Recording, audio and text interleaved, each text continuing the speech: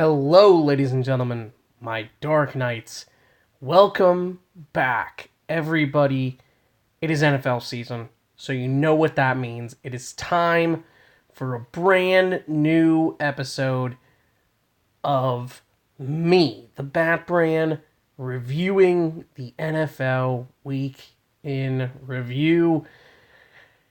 I normally do this live, but I need a video for today, so I thought what better than to go over the games in question and was I right in my fantasy things that I told you guys to do, different stuff like that, and what I think is going to happen going forward.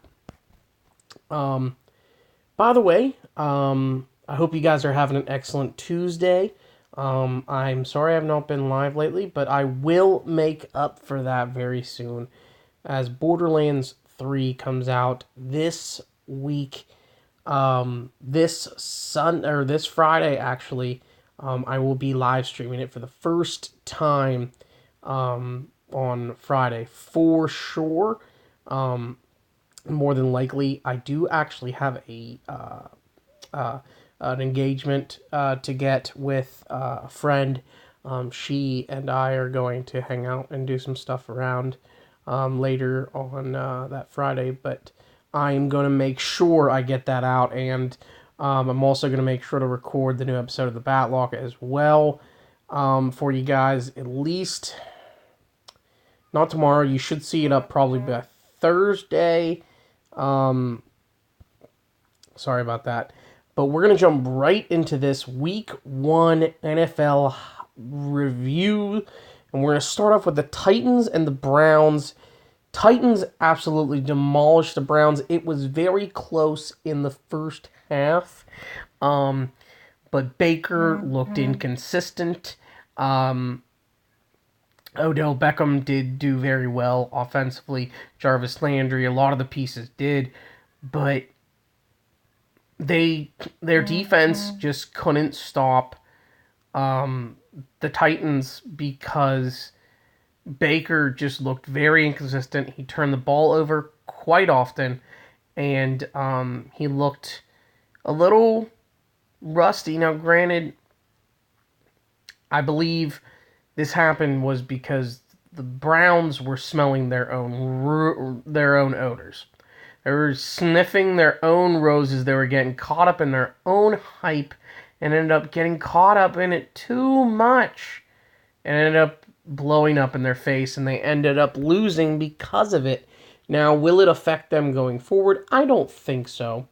I think they just need to get it together because this was them overreacting, them thinking they're just going to dominate everybody, and everyone that has played that, the person that had played them was not intimidated by them whatsoever. And the Browns are still the Browns. Now, going forward too, I do think they're going to be okay. I do think they're going to be all right. Moving on to the Ravens and the Dolphins. Whew! Lamar Jackson. What I tell you guys, anyone that goes against the Dolphins going forward, you're going to start because they are committed to tanking. It's absolutely ridiculous how committed they are. It's so bad that after this game, that half the Dolphins players in the locker room called their agents and asked if they could get a trade, and they could be traded to a different team, because no one wants to play for a team that laid down week 1 against the Ravens and got pummeled 59-10 and had no fight in them whatsoever. No, and poor coaching decisions and whatnot. They're literally tanking on purpose. But back to like the game in hand, the Ravens looked absolutely amazing. Lamar Jackson definitely fixed. Greg Roman, the offensive coordinator, has definitely got this offensive running very, very good. It is only one game, and I'm not looking too much into it, but Lamar Jackson normally turn the ball over a lot. He fumbled a lot, but I think they overworked him in the run game. If you can get him to play pass first and then run off it if he needs to, he's a much better quarterback, and it showed in this game. He had 5 touchdowns. He only had 12 or 15, 16 attempts. He did not have many attempts passing the ball. But he looked really good. Mark Ingram ran for 2 scores as well. Dolphins didn't have a chance from the opening kick. Miles Boykin caught a touchdown. Mark Andrews caught 7 catches for 100 yards. And Marquise Hollywood Brown. Dude, that man is fast. And he's going to be a very interesting player to look at and watch moving forward. He's going to be a very good wide receiver. Now, I would like to see him in on more snaps and catch more balls than just 4 and only be targeted 5 times. But I think we're going to see some really, really good things from this team. And I think, though, honestly, they're going to win the AFC North. I really do. I really do think that. Moving on to the Vikings winning in dominant fashion against the Falcons. Yes, I know it says 28-12, and it looks a little closer, but it was 28-0 going into the fourth quarter, and those 12 points they put up was in garbage time. The Falcons looked terrible. Their offense could not move the ball. Granted, you were playing the Vikings defense at home. At the Vikings defense, or at the Vikings stadium. And Dalvin Cook was just running left and right. And this is how good the Vikings were doing. Kirk Cousins only had to throw the ball 5 to 6 times. I think he only had to throw the ball 6 times. Or no, he threw the ball 10 times. 10 times. 10 times. That's it. That's how good I think going forward, that's what their offense is going to look like. They're going to run the ball, and they're going to play some really, really good defense and only have to throw if they have to, which doesn't look good for their pass catchers. A lot of people like Adam Thielen and Stefon Diggs. I don't think that could be a thing going forward, but I think they're only going to pass if they're down. And if they have to. Like Thielen. Thielen got the touchdown, and that was it. Stefon Diggs didn't barely catch anything. No one else caught anything because Kirk Cousins didn't really throw that much. But the Falcons look terrible. It does not look good for them. And if they don't get it together, they may not win many games this year. If they don't get it together. That is just not good for them. Moving on to the Bills and the Jets. This game was all Jets. It was like 8-0, 9-0, and then 16-0 until the fourth quarter, and the Bills came back, scored 17 unanswered in the fourth quarter, and beat the Jets on a crazy ending. As well. Both defense looked amazing. The Bills looked very sloppy to begin offensively. So did the Jets. Le'Veon Bell, was good to see him back. He was still Le'Veon Bell. He was moving. He was patient, running the ball. He was shifty, and he caught the ball very, very well. Didn't have that Le'Veon type game where he runs and receives for a lot of yards, but still had a good game, but the Bills ended up winning that game, and really, really, just this is all left. Devin Singletary looked interesting as well. He only had 4 carries, but he had 70 yards rushing. As a rookie, I think he's going to be interesting in that offense, but Frank Gore, he takes carries away from him, and in fantasy, that just he's not an appealing factor. Next, we're going to talk about the surprising Washington Redskins against the Eagles. Eagles won 32-27, as you guys see. But the surprise was the Eagles being flat for the first 3 quarters of this game, or 2.5 quarters, really. And the Redskins going up 17-0 on the Eagles. Like, I was watching the game. I honestly didn't see it coming. Me and Clint were sitting there watching it, and we're like, what? Like, there's no way this is happening. And it did. And we were very shocked. But the Eagles still came back. They won off of Carson Wentz throwing that football, throwing 2 touchdowns to Alshon, or not Alshon. Yeah, well, he threw, and he threw one that it was called a run, and he ran one. And then Deshaun Action Jackson. You mean to tell me he's not glad to be back in Philly? He scored 2 long 50-yard receiving touchdowns, and he was fantastic. If you need him in your fantasy football league, he is my waiver wire pickup of the week, along with Mecole Hardman and another guy I'm going to talk about later, who you guys will see, who I'll talk about. But the Eagles still won. But I'm wondering if they are going to... The run game looked fantastic as well. But what I'm thinking... And the Redskins are the Redskins. It just goes to show they're not a good finishing team. But then they play Dallas next week. And Dallas, what they did... They look like the most complete team in the NFC, along with the Saints. I honestly think those 2 teams could go are Super Bowl favorites right now. But if the Eagles, it's a trend, and next week they start off really slow, I would be concerned. I would be concerned because that's not a factor for a team that you want that starts out slow, because you could be down too many points. If you're facing the Patriots, and I'm telling you what, they're not just going to just sit down and just say, oh, we're just going to score 17 points.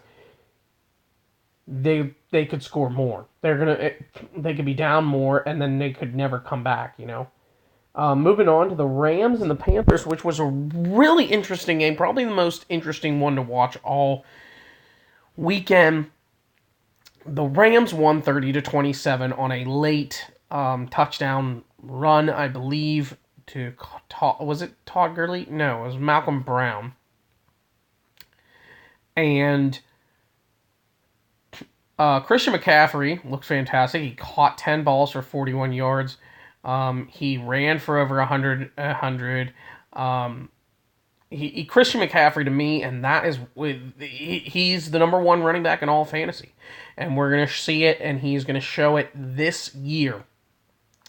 Definitely is going to happen. Now, also, the Rams offense, you think there would be a Super Bowl hangover from it. There really wasn't that much, even though Jared Goff looked terrible. Todd Gurley with the knee, you were wondering how that would hold up. I think what they did was they're keeping him on more of a pitch count. He's going to be a factor still, but he's going to be more of, like, when you need it. Like, they may one drive you're in, and then take him out, and then the next drive Malcolm Brown's in, or Darnell Henderson, or different running backs, and then just to make sure that he doesn't hurt himself, because he still ran for 97 yards, but he didn't catch anything, which is normally Todd Gurley's thing. He normally catches a few passes here and there. But Todd Gurley still did very, very good in the time that he was in there. If he stays healthy, the Rams could make a return appearance into the Super Bowl. We'll see.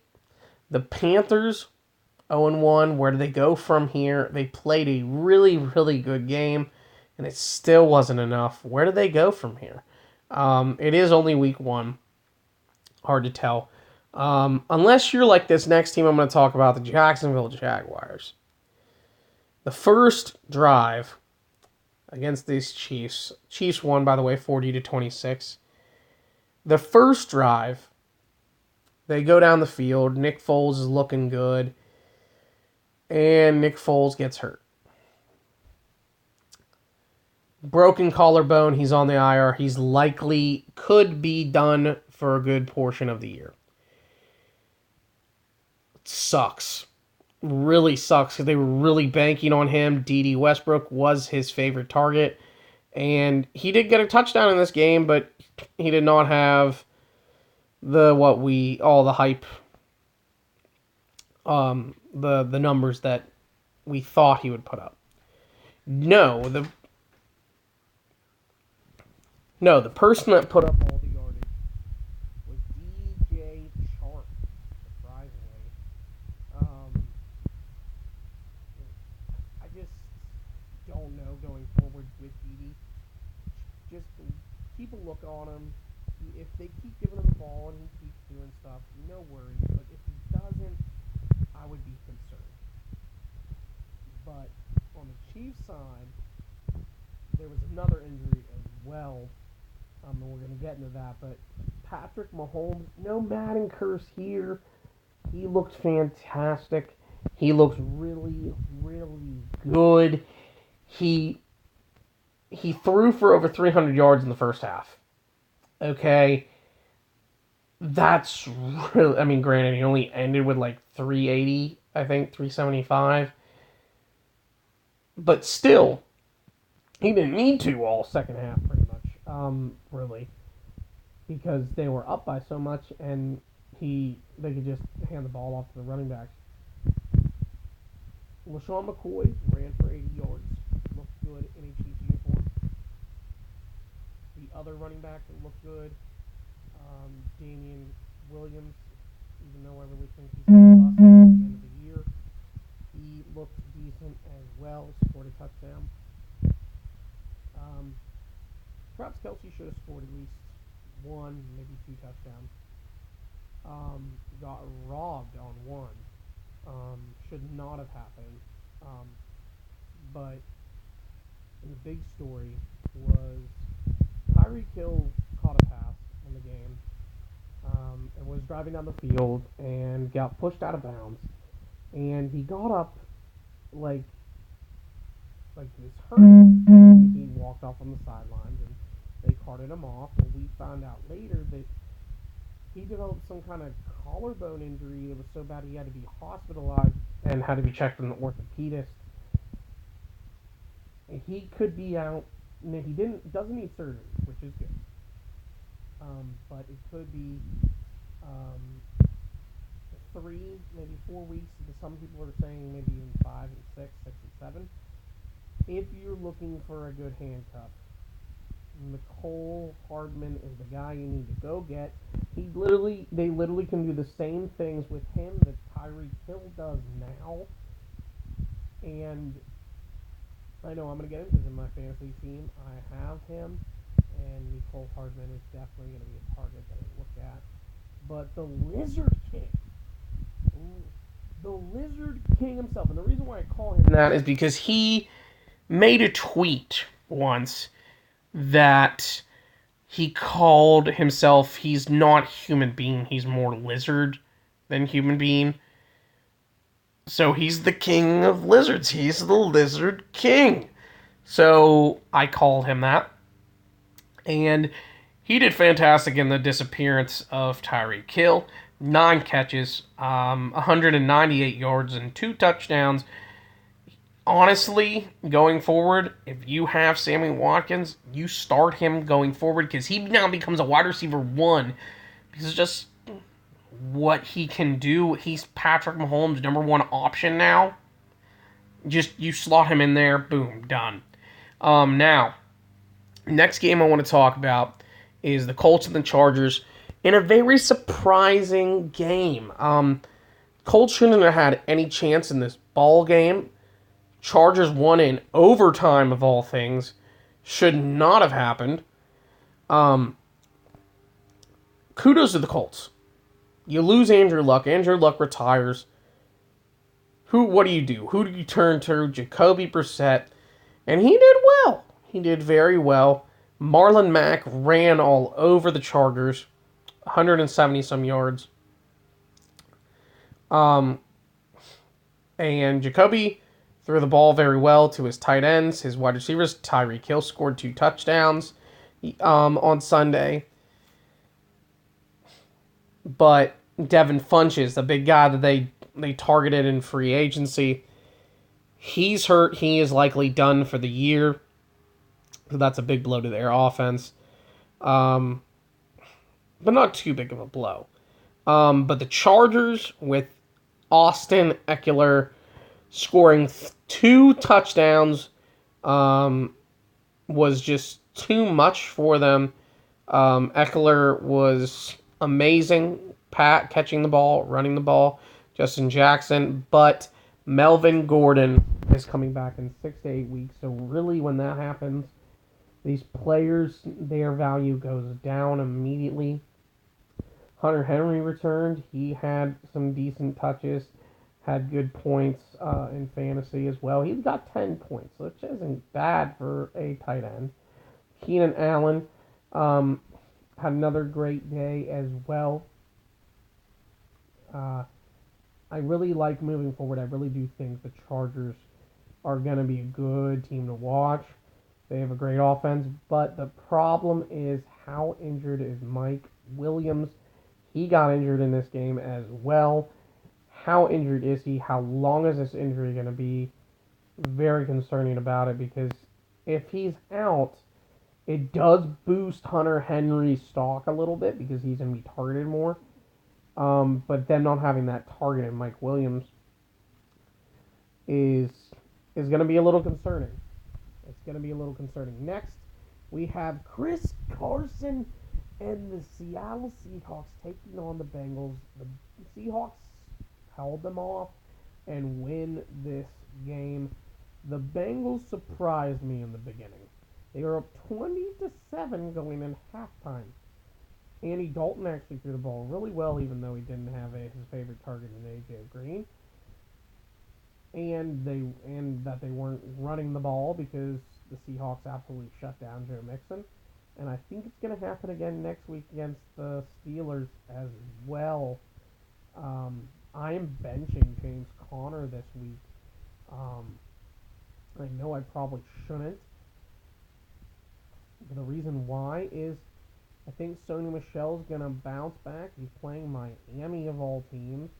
And Miami is... I'm starting everyone against Miami. Unless they can prove me wrong, I'm starting everybody against them. The other thing that I wanted to talk about as well, John Ross. John Ross caught 2 touchdowns. He had 10 targets. He caught 7 of those targets, and he had over 100 yards receiving. I'm gonna be skeptical to just jump on the John Ross train in fantasy and pick him up as well, because I just don't know if he's gonna give me any fantasy value. I don't want him, but if you need a receiver, Tyler Boyd's a receiver to get. He's very consistent. He had 7 catches, and he had like 9 targets, which is good as well. But the talk of this game was Chris Carson. Everyone said that the coaching staff for them said they were going to throw the ball to Carson more. They wanted him to be more involved in the passing game, and he was. Carson ran for a touchdown, he received a touchdown, and he caught 6 balls. That's huge because Carson, that's what they said they were going to do, and they did it. I'm looking forward to next week against the Steelers. I think we're going to get a repeat performance. Probably not a lot of yardage, but I think we're going to see him catch some balls, a lot of balls. We're going to see him run the ball. And I really do think that we're going to see good things from him. Next, the Cowboys. The most complete team in the NFC in my mind right now. What they look like on the field. Destroyed the Giants 35-17. And I just want to say this. Dak Prescott, if you have him in your fantasy team, you start him the rest of the year. If you guys remember, Joe Flacco was in a contract year for the Baltimore Ravens, and he took them to the Super Bowl. Now, granted, I'm not going to say Dak Prescott's going to take them to the Super Bowl, but it is very similar. Quarterbacks and any player, when they're in their contract year, play much, much better when they're under the right circumstance. And Dak Prescott is under that circumstance. He's in a contract year. He's proving he deserves this contract extension. And I think he's going to get it. And when he does, I don't know if his play is going to go down. But until then, you're going to see some really good things from him and this Cowboys offense. Zeke did not have a lot of rushing yards. Granted, he was on a pitch count, snap count, and different stuff like that. But he still looked good. I think he scored a touchdown in that game. But the big story was Dak Prescott throwing for over 400 yards, throwing the ball very well. Jason Witten returning, getting a touchdown. He's back.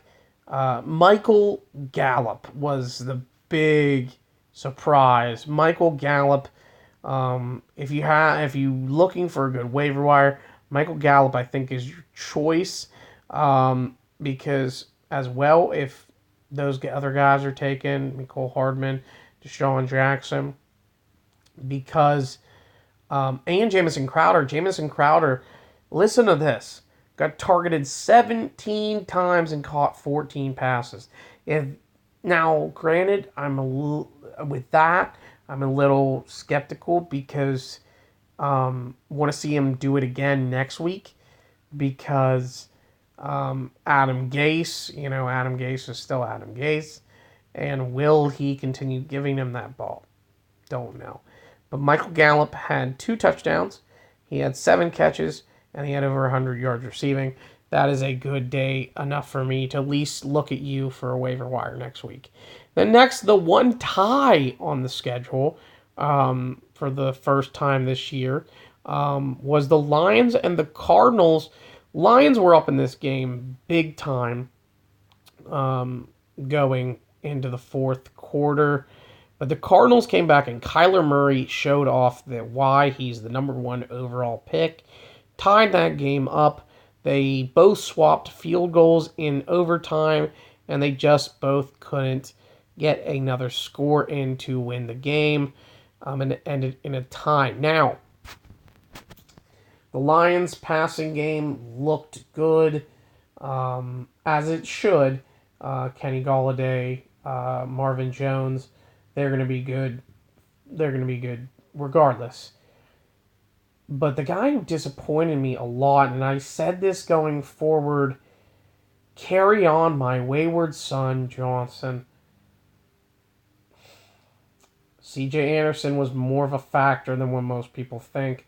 And another guy I'm going to talk about that played Monday night also lost a lot of precious touches to a veteran as well. And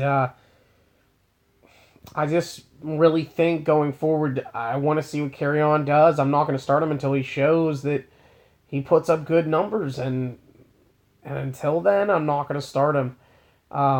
The other surprise over the weekend was the 49ers beating the Buccaneers. Jameis Winston looked freaking terrible.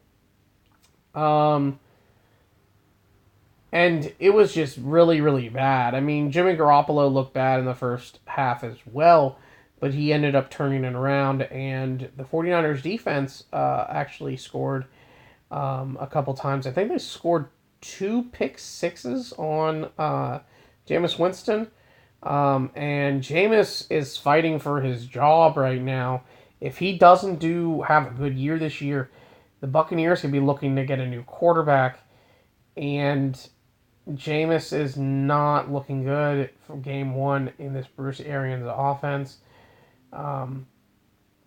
Now, there was one bright side on the Buccaneers, and that was Chris Godwin. Chris Godwin, again, a lot of people think he's going to be the breakout this season. I could see it happening. I could see him doing it now. Will he repeat that going into game 2 on Thursday night against the Panthers? I think he will, especially if Mike Evans still has this sickness. Look forward to Chris Godwin, because Jameis is going to be better against the Panthers. Hopefully. If not, whoever else wants to play quarterback for them. Next, we have the drubbing, the destruction of the Pittsburgh Steelers, which made me so happy. Juju did not look like Juju. And I said, Big Ben, you're going to see a lot of bad things with Ben this year. And you're going to see how bad Ben is without his number one favorite target, Antonio Brown. And it showed in this game. The Patriots won 33-3 with no run game because they shut down they shut down Michelle. No Antonio Brown because Antonio Brown didn't even play because he wasn't eligible to. And then I find out today they give a contract extension to Antonio Brown for $22 million for 2020. And they trade Demaryius Thomas to the Jets. Very interesting move. Why? They don't need him. They don't even need him anymore because Philip Dorsett scored 2 touchdowns in this game. And Josh Gordon scored a touchdown. Julian Edelman looks fantastic. Granted, he didn't score a touchdown, but he didn't need to. And they won handily. They won handily even without him. And what worries me is this team's going to go undefeated, probably. Because when they get Antonio Brown, they did this without Antonio Brown. Can you imagine what they're going to do with him? And they play Miami next week. They're going to win 100-0. This is going to be nuts next week to watch. And I am a Patriots hater. You guys know me. I hate the Patriots, but I also hate the Steelers just as equally. But Connor did not look good, but granted the game plan wasn't good for Connor. Against Seattle and what they did to Mixon, I'm not going to risk starting him next week. Either. I got better options. I got Carson that I can start. Even though Pittsburgh didn't exactly give him much in the run game either. I have many other running backs I can start. I can start... who else do I have? Sony Michel. I'm definitely going to start him. Because I can see him bouncing back this week. And then, of course, I have Run CMC. So, I'm skeptical with that. And then Juju also got hurt as well, but luckily the x-rays were negative, so he's fine. But it's concerning that there was a lot of injuries in these games as well to a lot of good players. And I hope that's not the way the season goes this year. Because if it is, it's going to be tough on me as a fantasy player or owner as well. Last but not least, the Monday night games. The Raiders won. The Texans and the Saints, honestly, this was the game of the week. If it wasn't for that Rams-Panthers game, this game was fantastic to watch. It went back and forth, and back and forth and back and forth. DeAndre Hopkins scored 2 scores. Michael Thomas got a touchdown. Alvin Kamara was fantastic out there yet again. He always is. Jared Cook the new addition, looked good. Drew Brees looked very crisp throwing the ball. And so did Deshaun Watson. Deshaun Watson looked really good every time he went up there and just threw a pass. But the one thing that concerns me, you guys that like Duke Johnson, look out because I think he may not even be the starter there. Duke Johnson didn't even start the game. Carlos Hyde did, and I'll be honest, I think Hyde is going to get the starting job, and Hyde looked really good as well. I think Hyde's their back going forward. The new acquisition, Tunsil, did not look good as well. He gave up 2 sacks, but that's just first game jitters, I think. New team, he doesn't know the system that well yet.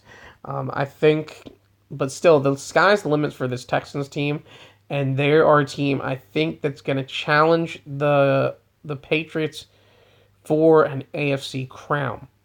And then last but not least, the Broncos and Raiders. They got something in this Josh Jacobs kid. 2 touchdowns, ran very well, and I think fantasy-wise, we're going to have a really good running back on our hands as well. But the one I was really happy about, 2 guys. Darren Waller, that looked really good in as a tight end. And if you don't have a good tight end, the top 3, Darren Waller is your guy. Looked really good. Derek Carr, you know he loves to throw to the tight ends. I've been saying this, and he did it again. And then Tyrell Williams, I think with him being a number 1 now, you're going to see him break out in a big way, depending on matchup. And next week against Kansas City, he's going to have another great matchup. And I think he's at least going to get a potential of getting a lot of targets and another touchdown as well. But the Broncos, Philip Lindsay did not touch the ball that much. Royce Freeman actually had 1 carry less than him. And Joe Flacco is just terrible to watch playing quarterback.